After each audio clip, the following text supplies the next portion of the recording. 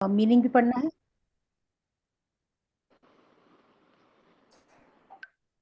Meaning भी पढ़ना है प्रभु जी।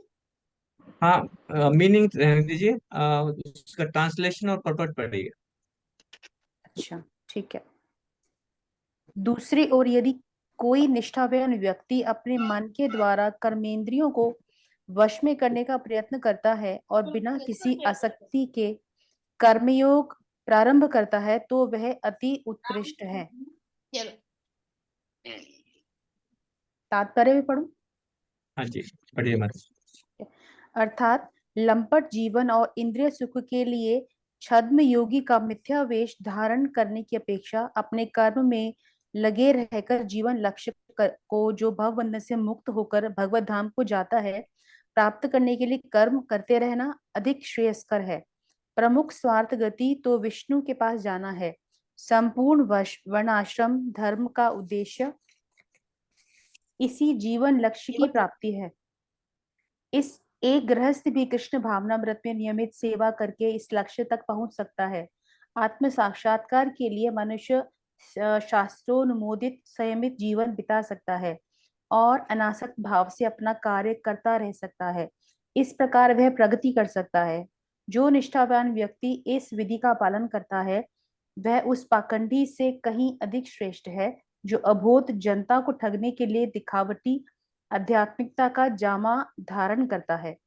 जीविका के लिए ध्यान धरने वाले प्रवचन ध्यानी की अपेक्षा सड़क पर झाड़ू लगाने वाला निष्ठावान व्यक्ति कहीं अच्छा है। कृष्ण। हरे कृष्ण जी, थैंक यू। अभी ओम अज्ञानतिमिरान्धस्य ज्ञानाञ्जनशलाकया चक्षुरुन्मिलितं येन तस्मै श्रीगुरुवे नमः।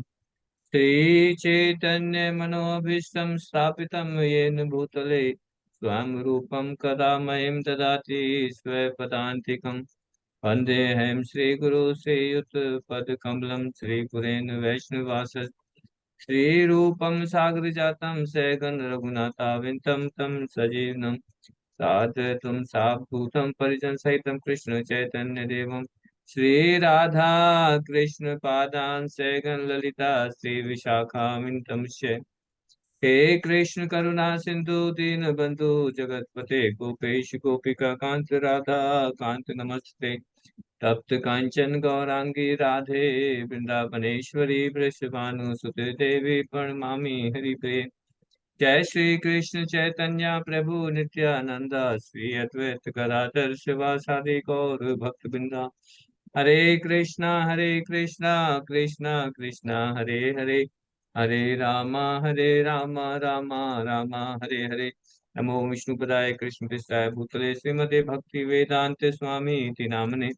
नमस्ते सरस्वती देवे गौरवाणी प्रचारिणे निर्विशेष शून्यवादी पाश्चात्य देश तारिणे। जगत गुरु शुभपाद की जय। हरे कृष्णा। तो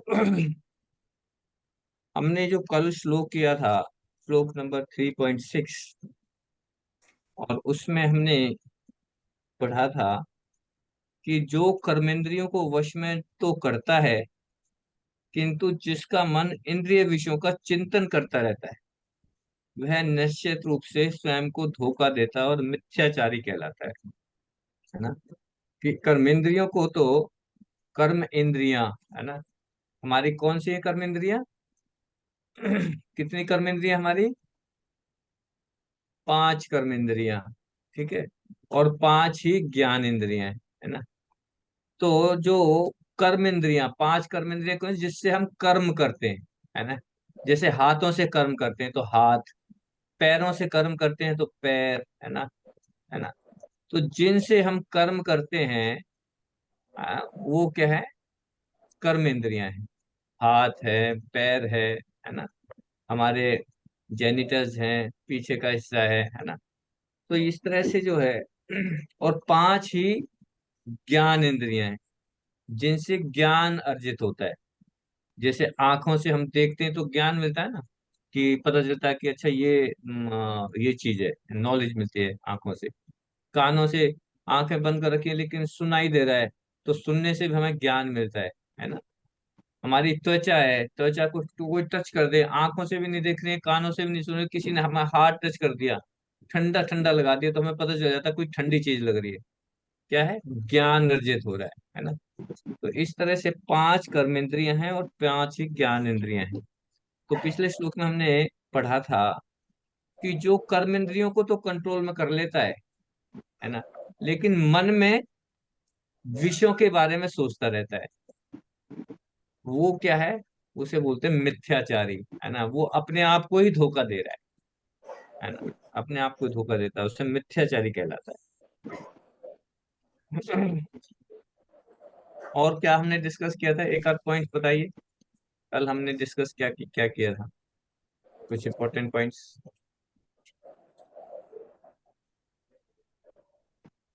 हम्म।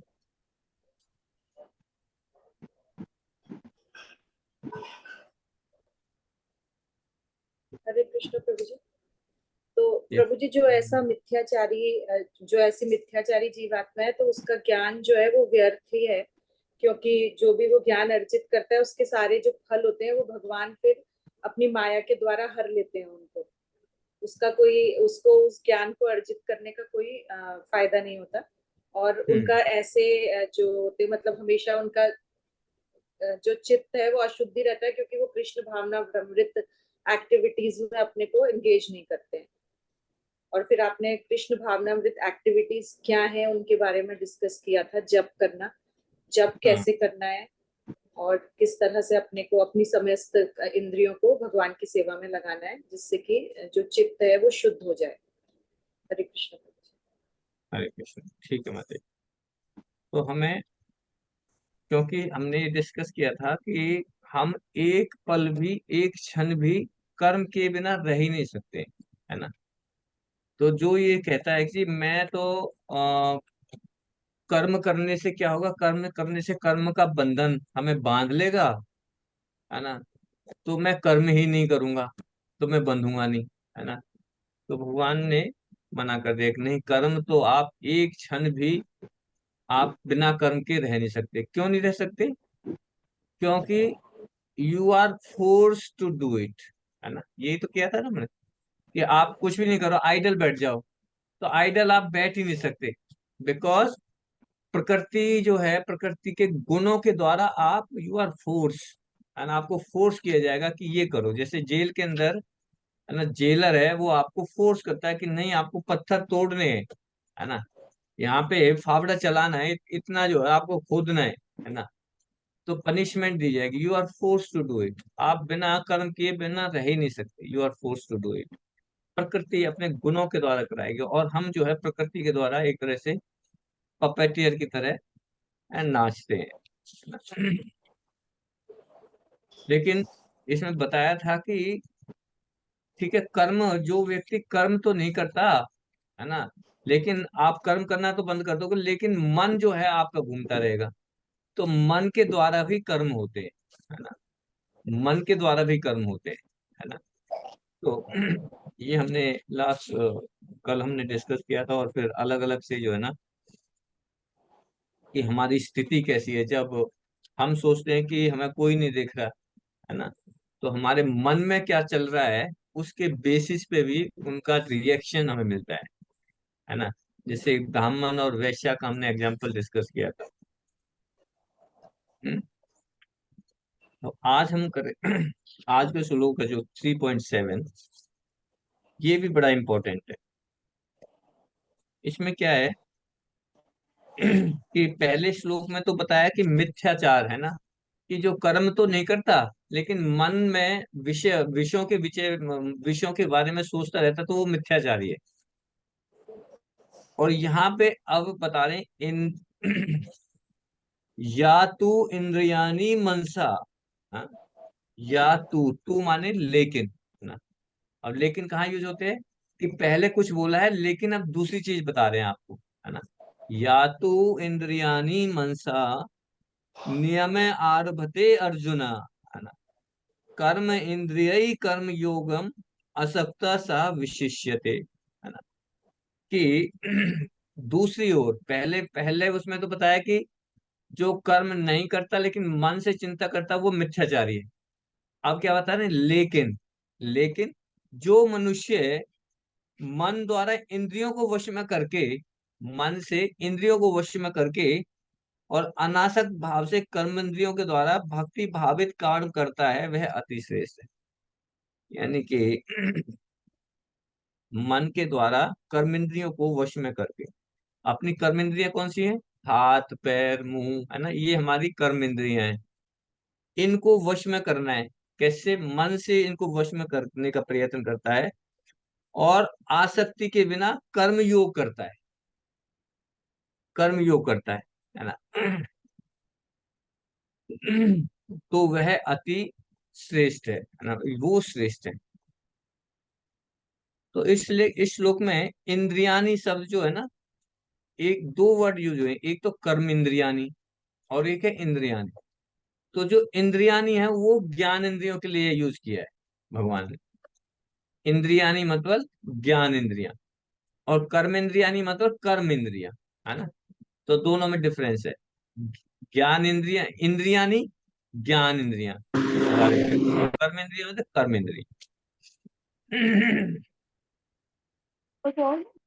तो हमारे शरीर में 5 ज्ञान इंद्रिय हैं और 5 कर्म इंद्रियां हैं, और उन ज्ञान इंद्रियों के 5 ही इंद्रिय विषय हैं, उनके अलग अलग सब्जेक्ट मैटर है ना।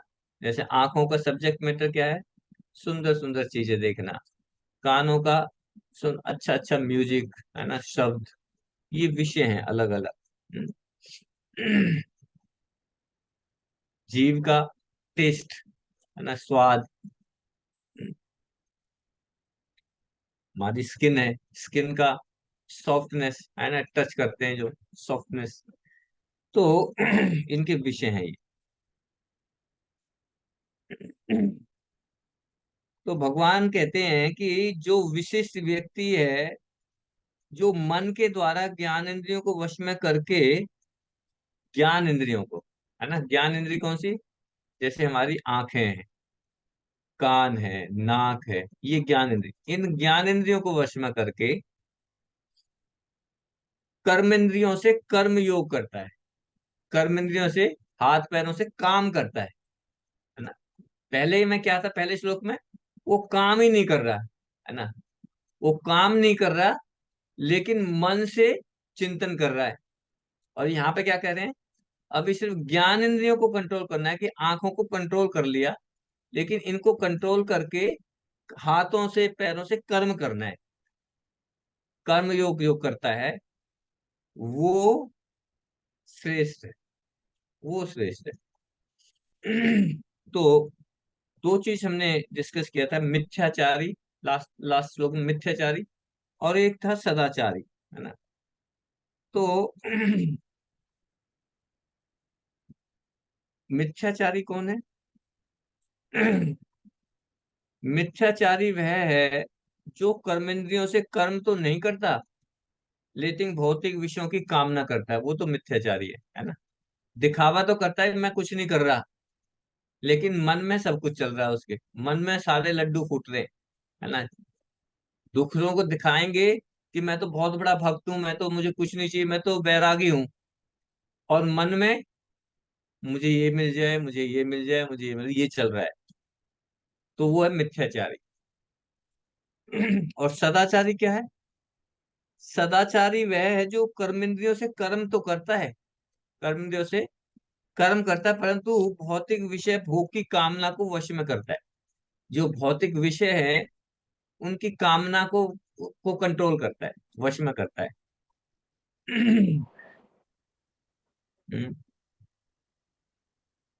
तो कर्मेंद्रियों से कर्म भी करता है ना। और किस तरह कर्म करता है, इन इन कर्मेंद्रियों से कार्य कैसे करता है, इन कर्म इंद्रियों से इन कर्म इंद्रियों को भगवान की सेवा में एंगेज करता है, भगवान की सेवा में लगाता है ना। जो भक्त है वो सारे काम करेंगे, है ना, पर ऐसा नहीं है कि हम काम करना ही बंद कर देंगे, लेकिन इन सारी इंद्रियों को किस में लगाएंगे, भगवान की सेवा में लगाएंगे। मन माने ढंग से कर्म नहीं करता, है ना। मनमाने ढंग से नहीं करता कि मन ने जा कहा, ये मेरे मन कह रहा है कि आज मुझे तो पिक्चर देखनी है, नई पिक्चर लगी है थिएटर में, जाके देखनी है ना। अपने मन से कार्य नहीं करता। या आज तो मन कर रहा है ना कि वहां पे जाके ना एक पर्टिकुलर शॉप पे जाके गोलगप्पे खाने खाने हैं गोलगप्पे, है ना। तो मन मन मन से मन मना, है ना, मन मना, मन के द्वारा कार्य नहीं करता, कर्म योग का आचरण कर रहा है। मतलब कर्म योग का मतलब क्या हुआ? कर्म योग का मतलब हुआ कि कर्म के द्वारा भगवान से जुड़ना, कि जो भी कार्य कर रहे हैं उससे मुझे अपने आप को भगवान से कनेक्ट करना, वो कर्म योग है। ठीक है ना। भक्ति भाव, एक कर्म योग को हम भी भक्ति भावित कर्म भी कहते हैं, है ना। कर्म योग मतलब भक्ति भावित, मतलब जो कर्म भक्ति के लिए किए जा रहे हैं, भक्ति भावित कर्म, वही कर्म योग है।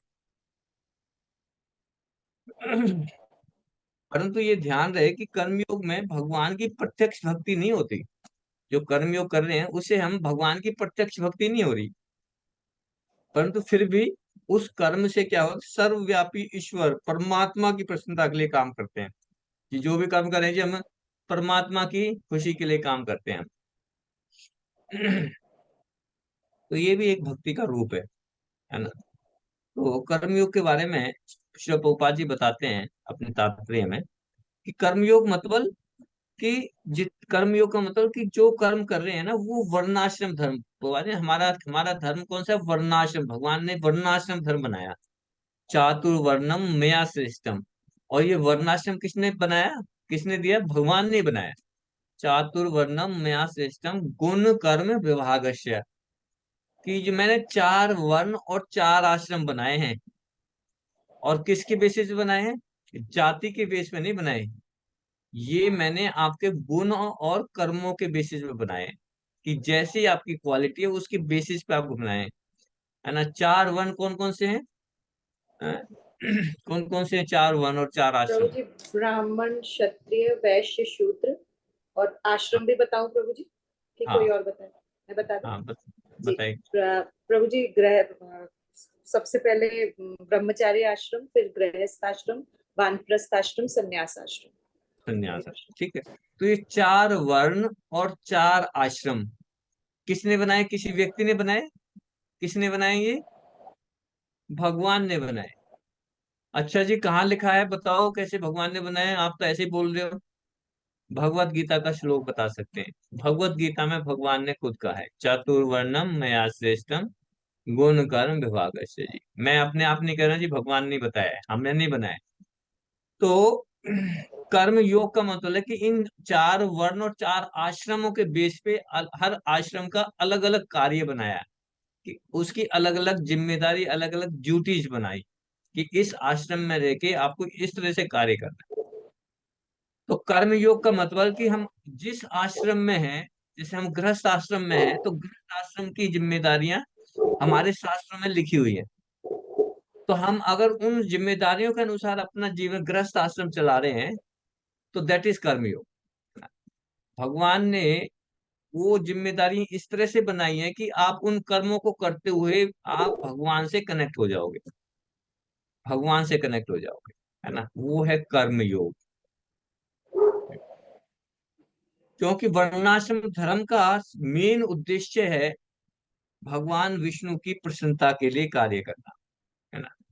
जिस भी आश्रम में है, चाहे ब्रह्मचारी आश्रम में है या गृहस्थ आश्रम में है या वानप्रस्थ में है या संन्यास आश्रम में, सभी आश्रमों का जो मेन निचोड़ है उनमें कार्य करने का मत वो क्या है कि हर किसी भी आश्रम में रहो, मेन काम है आपको भगवान विष्णु की प्रसन्नता के लिए कार्य करना है ना। ये वर्णाश्रम धर्म। तो एक तरह से अगर हम वर्णाश्रम धर्म का पालन कर रहे हैं अच्छी तरह से, तो हम क्या कर रहे हैं? कर्मयोग ही कर रहे हैं। यानी कि उस आश्रम में रह के भी हम भगवान से कनेक्ट हो रहे हैं, कर्मयोग। ठीक है। तो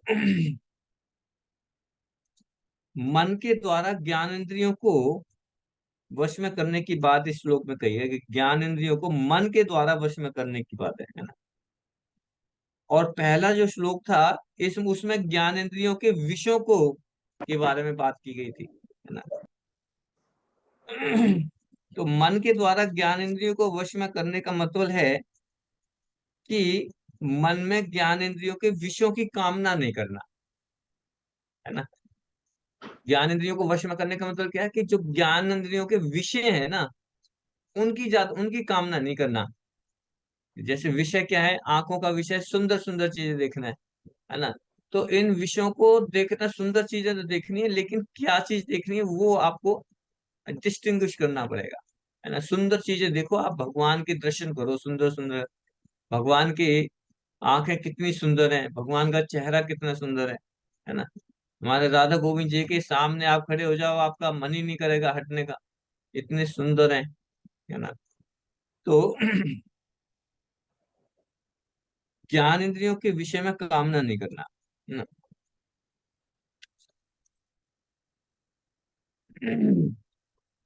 क्योंकि जो इंद्रियों के जो विषय है ना, उनके प्रति हमेशा ही राग और द्वेष, राग द्वेष रहता है। राग मतलब कुछ चीजों के प्रति हमें अच्छा लगेगा, कुछ चीजें बेकार लगेंगी, है ना। जैसे शब्द है ना, कानों को कुछ तो बड़ा अच्छा लगेगा, कोई मीठा मीठा बोल रहा है तो बहुत अच्छा लगेगा, और किसने उल्टा सीधा गालियां दे दी तो वही ईर्ष्या हो जाएगी, अच्छा नहीं लगेगा, है ना। और इन्हीं राग द्वेषों के वशीभूत होकर मन का कार्य क्या है, मन का कार्य है एक्सेप्ट और रिजेक्ट, है ना। ये मन का कार्य है ना। मन क्या करता है, एक्सेप्ट करेगा, रिजेक्ट करेगा, किसी चीज को एक्सेप्ट करेगा, किसी किसी को रिजेक्ट करेगा, यही मन का कार्य है।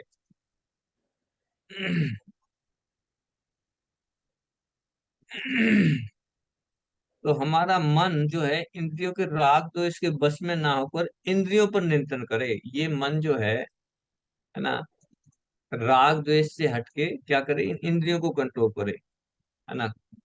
और इंद्रियां कंट्रोल कैसे होंगी, इंद्रियां कंट्रोल कैसे होंगी हमारी, how we can control the senses. भगवान में मन लग हम्म भगवान की सेवा करके। भगवान जब इन इंद्रियों को भगवान की सेवा में एंगेज करेंगे, है ना। इनको खाली नहीं छोड़ना, इनको अगर खाली छोड़ दिया तो फिर बड़ी डिफिकल्ट प्रॉब्लम, फिर जो प्रॉब्लम बड़ी है ना। इनको इनको भगवान की सेवा में एंगेज कर देना है, भगवान की सेवा में एंगेज करना है।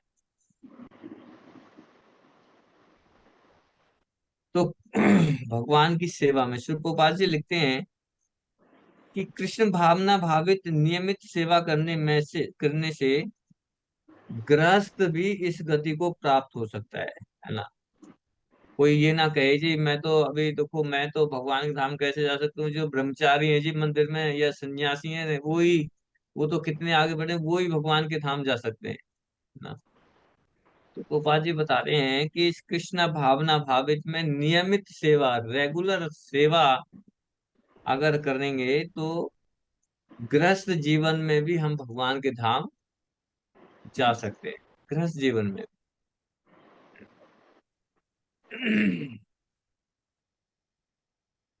तो इसका अर्थ है कि भगवान की प्रसन्नता के लिए कर्म करें, है ना। जब गृहस्थ जीवन में रह के भी अगर भगवान की खुशी के लिए हम कार्य कर रहे हैं तो हम योगी के लेवल पे पहुंच जाते हैं। जैसे योगी होते हैं ना, योगी बड़े बड़े योगी हैं, तो गृहस्थ जीवन में भी हम योगी जैसे बन जाते हैं, है ना। आ, अगर हम भगवान की सेवा भगवान के लिए करें कार्य। तो हमारी जो 5 कर्मेंद्रियां हैं, उन 5 कर्मेंद्रियों में से 2 को छोड़ दो, है ना। क्योंकि 2 कर्मेंद्रियां तो हमारी अशुद्ध है ना, जिससे मल त्यागते हैं, है ना। एक से पेशाब त्यागते हैं, एक से मल त्यागते हैं, ये तो अशुद्ध है।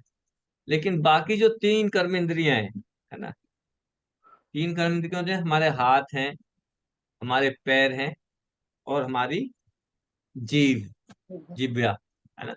इन तीनों इंद्रियों को तो हम भगवान की सेवा में लगा सकते हैं प्रॉपरली। जैसे हाथों को कैसे भगवान की सेवा में लगाएंगे? भगवान के मंदिर की सफाई करके, है ना। हमारे घर में, किसी के घर में लड्डू गोपाल जी होते हैं, किसी घर में और दूसरे विग्रह हैं, या है ना, उनको नहलाना, उनको कपड़े पहनाना, है ना। इस तरह से हम हाथों को भगवान की सेवा में एंगेज कर सकते हैं, है ना।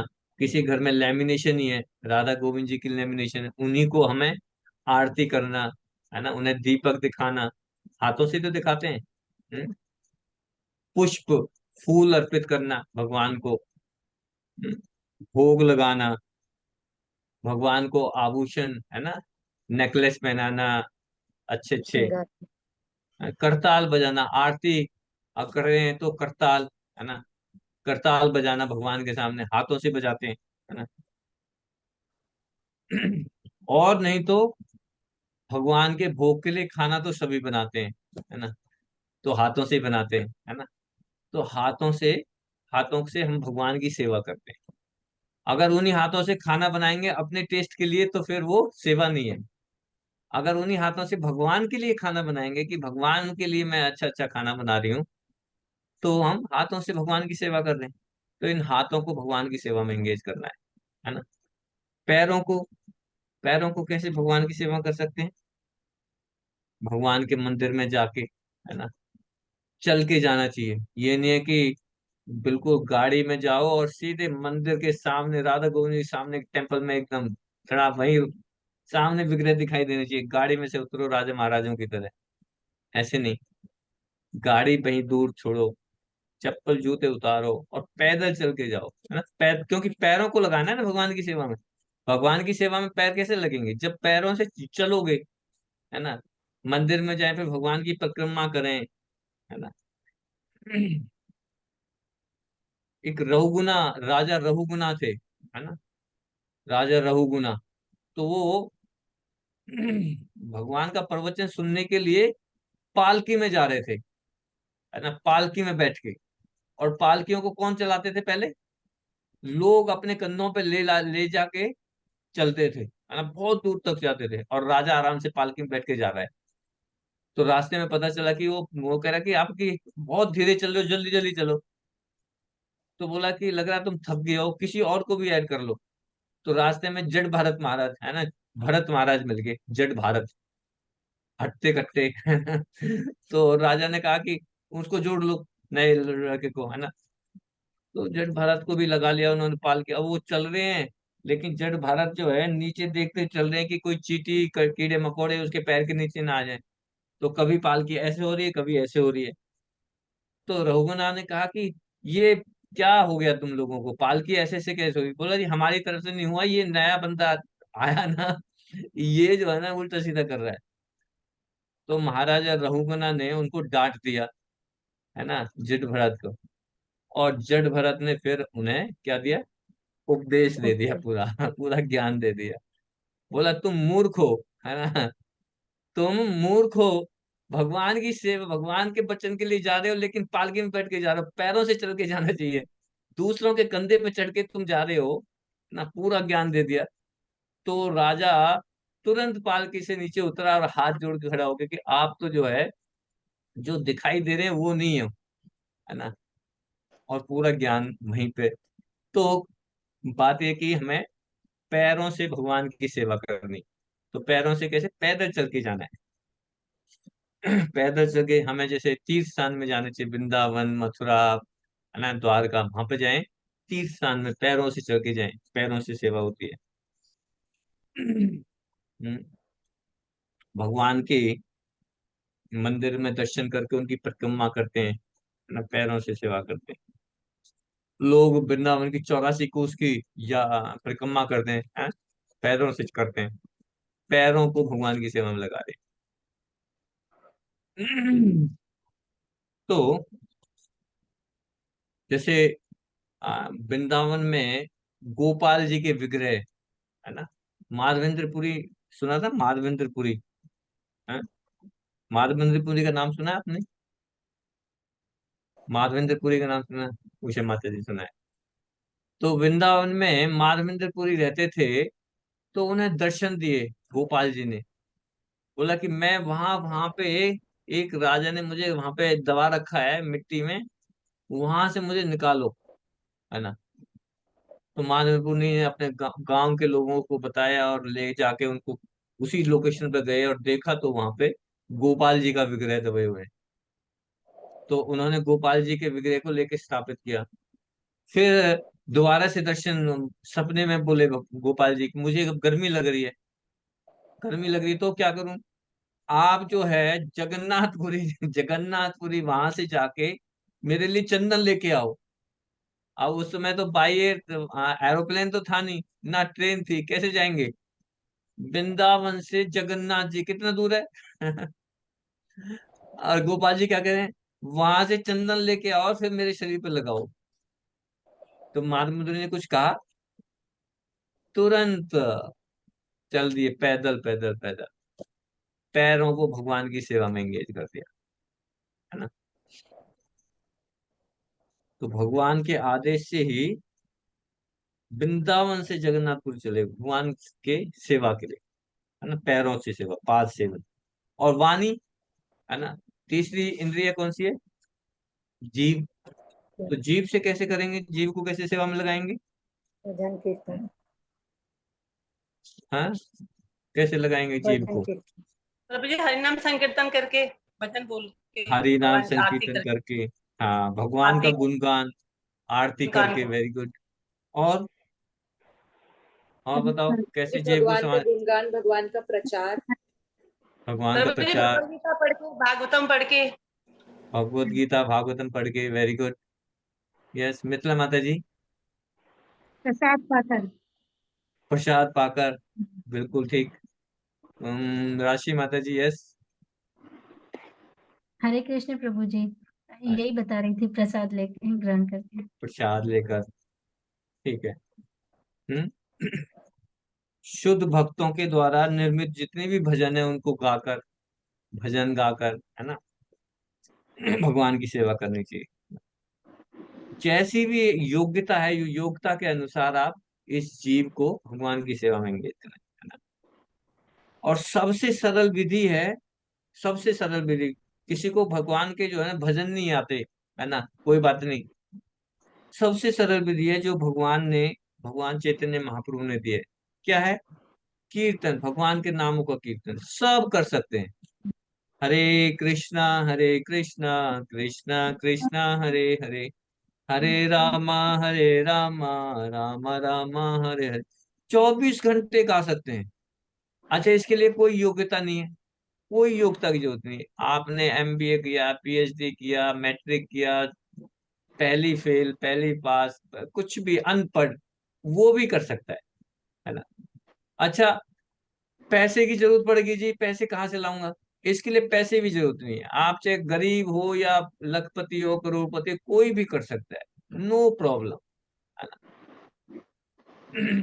हाँ, और ये भगवान का जो नाम है, ये इतना इम्पोर्टेंट है कि इस कलयुग में, अगर कलयुग का जो प्रभाव है उसको कम करना है तो ये हरे कृष्ण महामंत्र से ही होगा। अब कोई कहते हैं जी हरे कृष्ण, आप हरे कृष्णा मंत्र आंदोलन से जुड़े हुए हो इसलिए हरे कृष्णा करते हो। हाँ जी, हम तो नहीं करें, हम तो जी देवी का नाम पुकारेंगे, हम तो देवी का कीर्तन करेंगे, है ना, देवी का कीर्तन करेंगे। तो ये इस्कॉन नहीं कह रहा, ये इस्कॉन का अपना कॉन्कोक्टिव व्यू नहीं है, कॉन्कोक्टिव व्यू नहीं है कि हम तो ये कृष्णा कॉन्शियस इसलिए हमने हरे कृष्ण मंत्र बना दिया, हमने नहीं बनाया। ये शास्त्रों में लिखा हुआ है, बृहद नारदीय पुराण में बताया हुआ है। बृहद नारदीय पुराण में क्या बताया हुआ, हरेर नाम हरेर नाम केवलम, कि हरि का नाम, हरि का नाम, हरि का नाम, केवल हरि का नाम, और किसी का नाम नहीं, वरना तो केवलम नहीं लगाते, है ना, केवल हरि का नाम। कलौ नास्तेव नास्तेव नास्तेव गतिर अन्यथा, 3 बार बोल रहे हैं शास्त्रों में। अब 3 बार क्यों बोल रहे हैं, एक बार से काम चल जाता है, क्यों बोला 3 बार जी, नहीं करना, और कोई रास्ता नहीं है, कोई रास्ता नहीं, कोई रास्ता नहीं, क्यों बोला। हाँ जी, राष्ट्रीय माता जी। हरे कृष्ण प्रभु जी, उसकी हाँ इम्पोर्टेंस बताने के लिए। हाँ, जैसे बहुत ज्यादा इम्पोर्टेंट है कि हरे नाम, भगवान हरि का नाम, हरि मतलब कृष्णा का नाम, है ना। हरि का नाम, हरि का, सिर्फ हरि का नाम ही है जी, और कोई नाम नहीं है। कोई कहे जी मैं देवी का कीर्तन करूंगी, देवी का नाम लेती हूँ, मैं तो शिव जी का नाम लेती हूँ, मैं तो हनुमान जी का नाम लेती हूँ, है ना, या लेता हूँ, वो प्रोसेस नहीं बताया कलयुग के लिए, क्योंकि ये कलयुग है, कलयुग में सिर्फ हरि का नाम, हरि का नाम लेना है, इसी से ही हमें गति मिलेगी, गतिर अन्यथा, वरना तो इसके अलावा और कोई गति है ही नहीं, हमसे हमें गति नहीं मिलने वाली, है ना। गति माने लिबरेशन, गति माने इस भौतिक जगत से छुटकारा नहीं मिलेगा। अगर हमने, है ना, मान लो देवी का कीर्तन कर लिया, या हनुमान जी का कीर्तन, हनुमान चालीसा पढ़ ली, या शिव पुराण पढ़ लिया, है ना, या कोई और 33 करोड़ देवी देवता में से उनकी कोई भी ग्लोरिफिकेशन कर दिया, तो आपको उससे मेटेरियल बेनिफिट तो मिल जाएगा, है ना, आपकी कोई इच्छा है वो तो पूरी हो जाएगी, लेकिन लिबरेशन नहीं मिलेगा आपको, इस भौतिक जगत से छुटकारा नहीं मिलेगा आपको। अगर लिबरेशन, मुक्ति चाहिए, तो सिर्फ मुक्ति प्रदान करने वाला कौन है? ओनली, कौन है? कृष्ण। श्री कृष्ण। कृष्णा प्रभु जी। ओनली कृष्णा, ओनली कृष्णा, कृष्णा के अंदर, और किसी के अधिकार क्षेत्र में ही नहीं है, ये लिबरेशन दिया है नहीं भगवान ने, सिर्फ लिबरेशन का अधिकार सिर्फ भगवान कृष्ण और विष्णु भगवान को है ना। और किसी देवी देवता को का पास ये पावर ही नहीं है कि वो आपको लिबरेट कर सके। प्रभु जी। हाँ, वो ऐसे कर सकते हैं कि जिस भी देवी देवता की हम पूजा करते हैं, तो जब हम देवी देवता की से शिव जी की पूजा करते हैं, तो शिव जी की पूजा करेंगे, तो फिर अंत समय में हम कहाँ जाएंगे? शिवलोक में चले जाएंगे, शिव जी के लोक में चले जाएंगे। और जब शिव जी के लोक में चले जाएंगे, तो शिव जी क्या कहेंगे कि तुम मूर्ख हो, तुम मेरे पास आ गए हो, अब एक काम करो, तुम हरे कृष्ण महामंत्र करो, जिससे कि तुम यहाँ से भी छुटकारा दे, है ना। देवी के लोक में चले जाएंगे, तो देवी भी कहे कि तुम मूर्ख, मेरे पास क्यों आ गए, तुम यहाँ पे आगे, चलो ठीक है, मेरी पूजा करो, अब मैं बताती हूँ, तुम कृष्णा का नाम लो, है ना। तो जब वहां पे भी कृष्णा का नाम लेना है, तो हम यहीं से क्यों ना लेके हम सीधे कृष्ण के पास चले जाएं, है ना। हम क्यों अपने रास्ते को डाइवर्ट बाय रोड पे जाएं, हम तो डायरेक्ट चले जाए ना, है ना। अब जैसे कोई 20 स्टोरी बिल्डिंग या 40 स्टोरी मंजिली बिल्डिंग है, हाई राइज आजकल बिल्डिंग है ना, और उसमें लिफ्ट का भी प्रोविजन है, और स्टेप बाय स्टेप भी है ना, सीढ़ियां भी हैं। तो एक तो सीढ़ियों से जाता है, एक लिफ्ट से चला जाता है, तो सीधे लिफ्ट से चले जाएं, है ना। तो हमें इस वाणी को, वाणी क्या है हमारी? कर्म इंद्रिया। तो इस कर्म इंद्रिय, इस वाणी को भगवान की सेवा में लगाना है, कैसे? भगवान का नाम लेके। हम्म?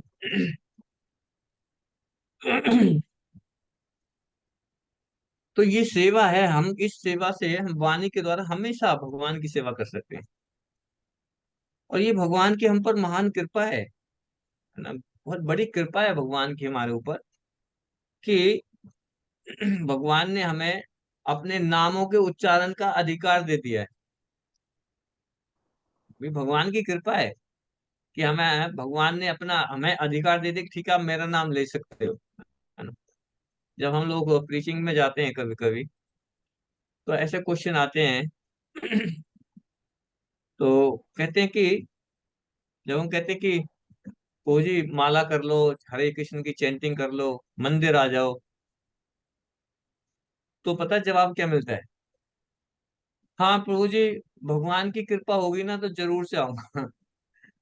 भगवान की कृपा होगी तो जरूर से मैं मंदिर आऊंगा, भगवान चाहेंगे तो जरूर से आऊंगा, है ना। ये नॉर्मल आंसर होता है, हाँ भगवान की कृपा होगी तो मैं चैंटिंग भी कर लूंगा। परंतु ये उचित नहीं है, ये सही आंसर नहीं है। चैतन्य महाप्रभु अपने शिष्य का, चैतन्य में अपने 8 श्लोक दिए, 8 शिक्षाएं दिए हैं, है ना। उनमें से जो दूसरी शिक्षा है चैतन्य महाप्रभु ने, वो क्या है, उसको पढ़ना तो जरूरी है। हे भगवान, आपने अपने अनेक नाम प्रकट किए हैं तथा उन नामों में अपनी समस्त शक्तियां अर्पित कर दी हैं। इन नामों का कीर्तन करने में स्थान का तथा समय का कोई भी नियम नहीं है। प्रभु, आपकी तो मुझ पर इतनी कृपा है कि परंतु यह मेरा ही दुर्भाग्य है कि इन नामों का कीर्तन करने में मेरा अनुराग नहीं है। हे प्रभु, आपकी तो मुझ पर इतनी कृपा है। अब वो क्या करेंगे? हाँ, भगवान की कृपा होगी तो जी जरूर आऊंगा मैं मंदिर। भगवान की कृपा होगी तो मैं भगवान का आपका चैंटिंग भी करूंगा। अजय, भगवान की तो कृपा है ऑलरेडी, है ना। भगवान की तो ऑलरेडी कृपा है, कलयुग में भगवान ने अपनी कृपा दे रखी है ना, नामों में कृपा दे रखी है ऑलरेडी।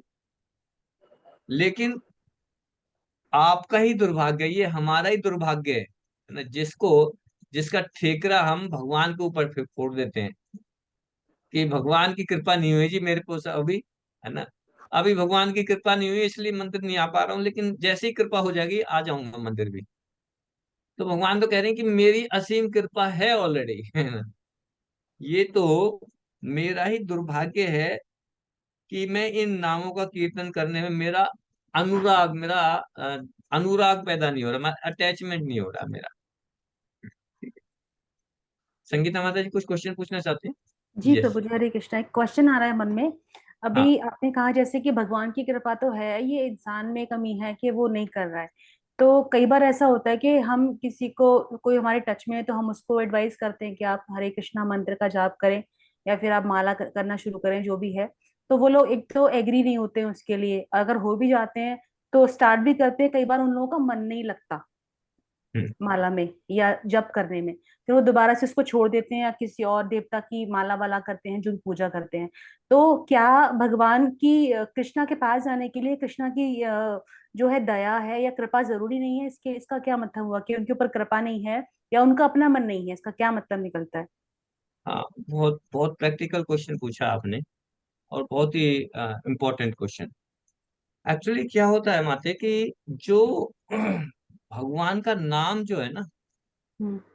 जिनके पाप कर्म इतने ज्यादा हैं, जिनके जिन्होंने पिछले जन्म में या ऐसे इस जन्म में जिनकी सिंस इतने ज्यादा हैं, उनको अगर हम बोलेंगे भी ना तो वो उनका अनुराग इतनी जल्दी, है ना, डेवलप नहीं होगा।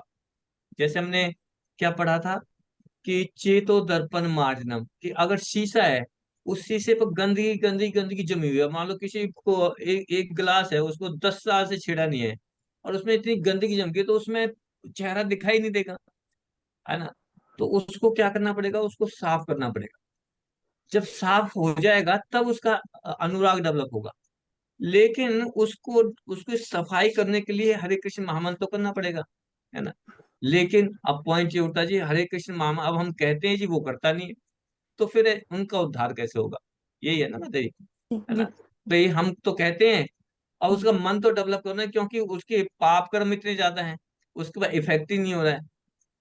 तो ऐसे व्यक्तियों पे जब किसी साधु की कृपा होती है, जब किसी भक्त की कृपा होगी, तो वो भक्त ही उनका उद्धार करते हैं, है ना। तो अच्छा। इसलिए कहते हैं कि डिवोटी एसोसिएशन सबसे इंपॉर्टेंट क्या है। डिवोटी एसोसिएशन, अगर भक्तों का संग करें ये, है ना, हम्म। भक्तों का संग करें। लेकिन भक्तों के संग करने के लिए भी वो कहेंगे जी हमारा मन ही नहीं कर रहा मंदिर जाने मन का, नहीं कर रहा, हाँ जी है ना। बिल्कुल। हाँ। तो फिर कैसे करें? तो उनके लिए सबसे अच्छा तरीका, सबसे इम्पोर्टेंट है कि उनको प्रसाद खिलाया जाए। उनको हम्म। प्रसाद बना के भोग लगा के उनको खिलाया जाए। जब प्रसाद खाएंगे खाएंगे तो उनकी चेतना में थोड़ा सा अंतर आएगा, और फिर वो धीरे धीरे, है ना, किसी का भक्त का संग करेंगे। भक्त उनको खींच के मंदिर में ले आएंगे या उनसे चैंटिंग करवाएंगे, है ना। इसलिए भक्त इंपॉर्टेंट है, इसलिए एसोसिएशन बहुत इंपॉर्टेंट है। तो जो लोग ज्यादा, जिनके सिंस बहुत ज्यादा हैं, जिनका अनुराग डेवलप ही नहीं हो रहा है, उनको कुछ नहीं करना। खाने के लिए कोई मना नहीं करेगा, बिल्कुल। खाने के लिए कोई मना नहीं करेगा, है ना। तो उनको किसी ना किसी तरह ये इनके इन प्रकार है, उनको क्या, प्रसाद खिलाओ। स्वच्छ मन से भगवान हम्म। का नाम लेते हुए प्रसाद बनाओ और अच्छे भाव से भगवान को भोग लगा के उनको प्रसाद खिलाओ। आप देखेंगे प्रसाद खिलाते खिलाते ही आप उनको भक्त बना देंगे। ठीक है अच्छा, संगीता ठीक माता है, जी? ठीक है प्रभु जी, हरे कृष्ण। हाँ। एक और क्वेश्चन पूछना था मुझे। आपने पहले कहा था कि जैसे आप पानी पूरी खाने जा रहे हैं तो उसको मतलब अपनी इच्छाओं को आपको आगे नहीं रखना है। तो जो अगर पानी पूरी खा रहा है या गोलगप्पे खा रहा है, अब लेकिन भगवान की पूजा कर रहा है, भगवान को भोग भी लगा रहा है, सारी चीजें फॉलो कर रहा है, लेकिन फिर भी वो गोलगप्पे खा रहा है, तो क्या वो मिथ्याचारी है? तो गोलगप्पे खाना बुरी बात नहीं है, गोलगप्पे भगवान को भी खिलाओ। अच्छा। हाँ, पॉइंट मतलब ये भगवान को है। भोग लगा के खिलाओ तो नहीं हो हाँ आप। अच्छा, डेफिनेटली, तो खाओ। कुछ अच्छा। भी चीज खाओ भगवान को अच्छे से भगवान का मन नहीं करता कि गोलगप्पे खाने का, आप खिलाओ अच्छी तरह से बनाओ घर में, है ना, भाव से, और भगवान को गोलगप्पे खिलाओ। ऑफर करके आप भगवान को गोलगप्पे खाओ, किसने मना किया? हाँ, गोलगप्पे आप बाहर जाके रेस्टोरेंट में खाएंगी, जो बिना नहाए धोए बनाता है, उन्हें पता नहीं उसके हाथ साफ है कि नहीं है, पानी पता नहीं किस तरह से बनाया है, उनके हाथों में नाखूनों में कितनी गंदगी है, हु नोज माता जी, है ना। हम तो पीते हैं पानी, ओहो एकदम ठंडा ठंडा नमकीन एकदम चटपटा मिलता है, लेकिन वो हम्म। बनाया किसने, किस तरह से बनाया, उसमें क्या गंदगी है, क्या मसाले डाले हैं, कौन नोज पाते जी। अच्छा, लेकिन आप अपने घर में बनाए तो खूब बनाते हैं, अपने डिवोटी जो हमारे भक्त जो हैं गोलगप्पे बनाते हैं। हमारी जो सर्वेंट लीडर्स की मीटिंग होती है, हर 3 महीने में एक बार होती है, तो बहुत सारे कई माताएं जो है ना, बोले बड़ा बहुत अच्छे टेस्टी गोलगप्पे बनाती हैं, हम लोग खाते हैं, भगवान को हम्म। ऑफर करके खाते हैं, अच्छा, है ना। ठीक तो है। ऐसे पॉइंट ये है कि हमें बाहर के रेस्टोरेंटों में वहां जाके इसलिए नहीं खाना कि क्योंकि किसने बनाया है और किस चेतना से बनाया है ना, किस चेतना से बनाया ये इम्पोर्टेंट है ना। हमारी जो चेतना है ना वो ट्रांसफर होती है ना, हमने अपनी क्लास में डिस्कस किया, आप लोग आप नए जुड़े हैं अभी, तो ये जो हमारी चेतना है ना कैसे ट्रांसफर होती है, मिनल माता जी बताइए। जब भी, हरे कृष्णा प्रभु जी, जब भी हम कुछ हाँ, चीज पकाते हैं तो वो अग्नि से मतलब उसका जो कनेक्ट कांटेक्ट होता है, तो उसकी वजह से मतलब जो चेतना है वो मतलब उस डिपेंड करती है कि किसकी कैसे भाव से कोई कैसा प्रसाद बना रहा है या खाना बना रहा है। तो वही चेतना अगर हम भगवान का नाम लेते हुए खाना बना रहे हैं तो वो शुद्ध रहेगी। और वहीं पर अगर हम कोई फिल्मी गाना बना गाते हुए और कुछ और सोचते हुए, कुछ मतलब विषय परायण होके कुछ सोच के करते हुए काम कर रहे हैं, तो वो जो आग का और हमारी सोच का कनेक्ट है वो उसमें चला जाएगा, हमारे प्रसाद हाँ, में। जो हमारी जो चेतना है वो कैसे ट्रांसफर होती है खाने में, और अग्नि के द्वारा होती है। तो जो भी खाना हम पकाते हैं ना आग में पकाते हैं, और जो पकाने वाला व्यक्ति है उसकी चेतना उस खाने में ट्रांसफर होती है, और फिर जो खाना खाता है वो खाने से उस व्यक्ति के में ट्रांसफर हो जाती है ना। तो जो भक्त है ना, जो जो सिंसियरली बहुत ध्यान पूर्वक अपना साधना कर रहे हैं, वो अगर किसी ऐसे भक्त के हाथ का खाना खा लेते हैं उसको तुरंत पता चल जाता है, तुरंत उसका माइंड जो है ना उसकी चेतना करप्ट हो जाती है। इसलिए भक्त जो वैष्णव हैं वो अवॉइड करते हैं कि किसी के घर जो है ना खाना ना खाएं, किसी अभक्त के घर तो बिल्कुल भी ना खाना खाएं। क्योंकि अभक्त कैसे खाना बनाए, उसके माइंड में पता नहीं क्या असली अश्लील बातें चल रही है, पता नहीं कोई अडल्ट मूवी देख के आया और यहाँ खाना बना रहे हैं, या फिर कुछ किसी ने कुछ लड़ाई हो गई है और लड़ाई होके माइंड में सारा कुंठा चल रही है और खाना बना रहे हैं, है ना। तो वो चेतना उस खाने में चली जाएगी, और उस खाने को जो भी व्यक्ति खाएगा उसकी चेतना भी उसी से दूषित हो जाएगी, कॉन्टेमिनेट हो जाएगी। इसलिए अगर हमें किसी दूसरे के घर खाना खाना हो तो अवॉइड करें कि ऐसा फूड खाएं जो पकाया हुआ ना हो, है ना। क्योंकि चेतना कहाँ से कैसे ट्रांसफर होगी, अग्नि के द्वारा होगी। तो फ्रूट्स खा लें आप, है ना, भगवान को ऑफर करके फ्रूट्स खा लें तो ठीक है, यू आर सेफ। लेकिन किसी के घर में खाना खा लिया और किसी पकाने वाला जो है ऐसा व्यक्ति है जिसकी चेतना बिल्कुल ही थर्ड क्लास की है, तो हमारी हमारी तो साधना चली जाएगी माता जी, है ना? तो हमें अपना ध्यान है, क्योंकि जैसा खाया अन्न वैसा ही बना मन, है ना। तो ये मन हमारा दूषित हो जाता है। इसलिए गोलगप्पे खाएं, मिठाई खाएं, रसगुल्ले खाएं, वट एवर, मटर पनीर कुछ भी खाएं, आप घर में बनाएं, अच्छे से भगवान को ऑफर करें और खाएं, किसी ने मना नहीं किया। ठीक ठीक है है। प्रभु जी, थैंक यू। हाँ, हाँ थैंक यू, ओके। हरे कृष्ण। तो तो भगवान चैतन्य महाप्रभु कह रहे हैं कि मैंने तो अपनी सारी कृपा अपने नामों में डाल दी है। तो कोई ये कहे कि जी मुझे पर कृपा नहीं हुई, कृपा होगी तो मैं भगवान के मंदिर में आ जाऊंगा। कृपा ऑलरेडी है। चैतन्य महाप्रभु ने अपनी कृपा सभी को ऐसे ही बांट रखी है। लेकिन हमारा ही दुर्भाग्य है कि हमें इनका अनुराग नहीं हो रहा है।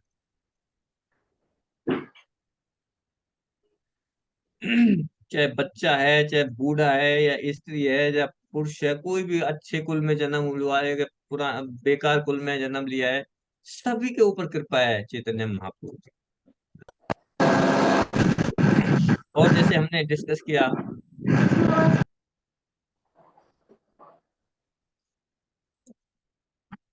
भक्ति का, है ना, भक्ति का प्रारंभ ही जिव्या से होता है ना।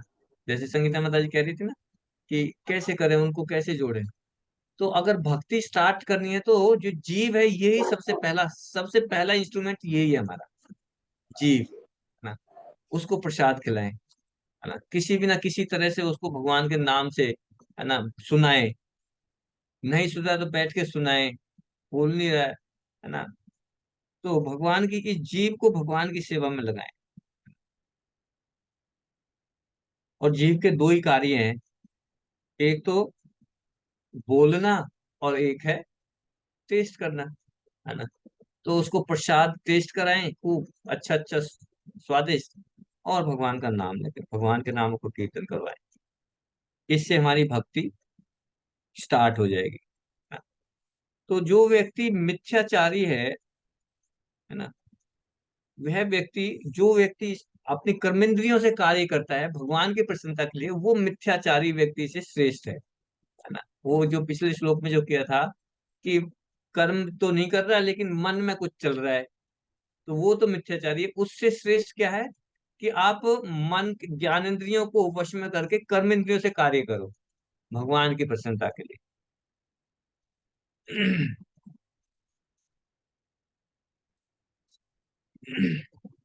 इस कलयुग में ना बहुत सारे ऐसे कपटी लोग हैं, बहुत बहुत कपटी लोग हैं, जो साधु का भेष धारण करके रहते हैं ना, साधु के कपड़े पहन लिए, ऑरेंज कपड़े पहन लिए, और घूमते हैं। हाथ पैर वाणी को तो सेवा में नहीं लगाते, है ना। वो क्या करते हैं कि मैं तो साधु हूँ ना, हाथ में कुछ ना ना ना, बैरागी कुछ नहीं करना। लेकिन और ना ही भगवान का उपदेश देते हैं, है ना, भगवान का उपदेश भी नहीं देते, भगवान के नामों का कीर्तन भी नहीं करते, और मन में इंद्रियों का चिंतन चलता रहता है।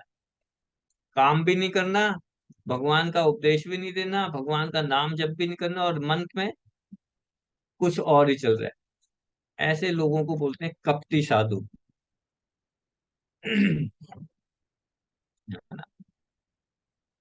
उनकी इंद्रियां जैसी चीजें मिले, कि किसी की धनी परिवार का परिवार देख लिया, घर में कुछ चीजें देख ली तो उसके मन में चलेगा अरे ये मुझे मिल जाए, है ना। कुछ भी चीजें उनका माइंड ऐसे चलेगा। ऐसे लोगों को बोलते हैं कपटी। श्री प्रभुपाद जी कहते हैं कि जीविका के लिए ध्यान लगाने वाले प्रपंचक ध्यानी से एक झाड़ू लगाने वाला व्यक्ति भी श्रेष्ठ है ना। ऐसा व्यक्ति जो ध्यान का दिखावा तो करता है कि मैं तो भगवान के ध्यान में बैठा हूँ, तो ध्यान में लेकर हूँ तो काम भी नहीं करूंगा, अरे और जो है ना भगवान के बारे में बोलूंगा भी नहीं, और मन में भगवान का ध्यान नहीं चलेगा, उनका मन में कुछ और ही चलेगा। तो ऐसे ऐसे व्यक्ति से एक झाड़ू लगाने वाला व्यक्ति श्रेष्ठ है ना। बहुत सारे रिसाइटर्स जो प्रवचन देते हैं, भागवतम सप्ताह करते हैं, है ना। भागवतम सप्ताह करने के लिए लोग 25-25 लाख रुपए लेते हैं, 25-25 लाख रुपए भागवतम सप्ताह करते हैं। अब उनकी जीविका ही है, प्रवचन देंगे जी 25 लाख रुपए लेंगे। यहाँ पे शास्त्रों में बताया है कि ऐसे जो जो जो प्रवचक ध्यानी है, जो अपनी जीविका के लिए ये कार्य करते हैं, है ना, उनके प्रवचन से आपको कुछ भी फायदा नहीं होगा, उनका असर ही नहीं होगा बिल्कुल भी। उसका असर आपके ऊपर असर जब होगा जब वो किसी भक्त के मुख से सुनाया जाएगा। जब भागवतम आपको किसी भक्त के मुख से सुनाई जाएगी तब उसका इफेक्ट आपके ऊपर होगा, वरना तो कोई इफेक्ट नहीं होगा। वो सिर्फ मिथ्याचारी केवल जीवन निर्वाह करने के लिए ध्यान ध्यान का ढांव करता है। तो इस श्लोक से हम ये शिक्षा ले सकते हैं कि हरे कृष्ण महामंत्र जो है सर्वश्रेष्ठ है। सबसे श्रेष्ठ क्या है? हरे कृष्ण महामंत्र है। और उसमें भगवान ने अपनी सारी शक्तियां डाल दी हैं भगवान ने, है ना। और सिर्फ महामंत्र में सिर्फ 16 अक्षर है। 16 अक्षर का ये महामंत्र, हरे कृष्णा कृष्णा कृष्णा हरे हरे, हरे राम राम राम हरे। सबसे ज्यादा श्रेष्ठ है ना। इसके करने को इसको आसानी से हमें किया जा सकता है ना। ठीक है। तो प्रभुपाद यहाँ पे एक मरकट वैराग्य की बात करते हैं। मरकट वैराग्य क्या होता है? मरकट वैराग्य मरकट वैराग्य होता है बंदर। मरकट बोलते हैं बंदर, है ना। जैसे बंदर है ना, बंदर वैरागी, लगता है वैरागी कपड़े भी नहीं पहनता, उसका अपना घर भी नहीं है ना। जंगलों में रहता है जी, वैरागी है। लेकिन बंदर की स्थिति कैसी है? वो बंदर जो है उसके मन में इतनी इंद्रिय तृप्ति की भावना रहती है, उसको कहीं पे भी, है ना, इंद्रिय तृप्ति का मौका मिले तुरंत इंद्रिय तृप्ति करता है ना। लेकिन दिखाने में देखने में क्या लेता है? ये तो बहुत बैरागी है जी। बंदर बैरागी जी, घर ही नहीं है उसका, जंगलों में रहता है ना। कोई कपड़े भी नहीं पहन रखे जी, कोई वो चिंता नहीं है। मरकट वैराग्य तो दिखावा, है ना। अंदर से कुछ और चलता है, अंदर से वो बहुत ही चंचल है, इंद्रिय तृप्ति लेके हमेशा चंचल रहता है। तो प्रभुपाद जी कहते हैं कि जो सदाचारी है वह कर्मेंद्रियों को श्री कृष्ण की सेवा में लगाता है। सदाचारी व्यक्ति क्या करता है? भगवान कृष्ण की सेवा में लगाता है और अपने मन में इंद्रिय तृप्ति का चिंतन नहीं करता, है ना। इंद्रिय तृप्ति का चिंतन नहीं करता, हमेशा ही श्री कृष्ण का चिंतन करता है। श्री कृष्ण का चिंतन करता है ना। जब हम अपना, है ना, आज मैं वो आज प्रभु जी का लेक्चर था, सुदामा प्रभु जी का। तो वो बता रहे थे कि हमें अपने बारे में कुछ चीज नहीं सोचनी, अपनी खुशी के लिए कुछ नहीं को सोचना, खुद की खुशी के लिए नहीं कर सोचना, भगवान की खुशी के लिए सोचना है, तो हम खुश रहेंगे। अगर हम खुद की खुशी के लिए सोचेंगे तो खुद खुशी क्या है? खुद प्लस खुशी। खुद खुशी का मतलब क्या हो गया? खुद खुशी का मतलब क्या आत्महत्या। होगा? आत्महत्या। आत्महत्या। आत्महत्या। हम आत्महत्या ही कर रहे हैं, है ना। आत्महत्या मतलब हमने आत्मा की हत्या करी, हम अपने लिए आत्मा के लिए कुछ नहीं कर रहे। आत्मा को खुशी कब मिलेगी? जब भगवान की खुशी करेंगे, भगवान को खुश करेंगे, तभी आत्मा खुश होगी। लेकिन सिर्फ अपने बारे में खुशी करना सोच लिया तो वो खुदकुशी है ना। खुदकुशी है। ठीक है माता जी। तो कल हम आशा क्लास, और फिर संडे को हम मिल रहे हैं सभी लोग।